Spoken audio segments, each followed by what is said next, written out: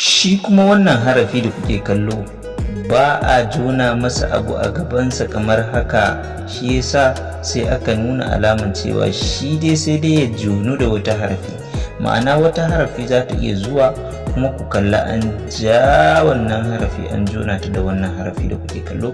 Sabida haka ku shiga Qur'ani ko littattafan larabci ko kuma cikin kwakwalwanku a wannan basirar naku, ku nemo mana kalmar larabci wacce take kunshe da wannan harafi da kuke kallo wanda ba a jona masa abu a gabansa.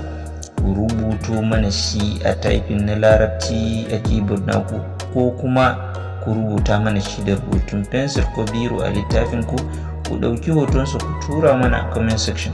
Za mu ga ƙoƙarin wanda suke so su koyi larabci.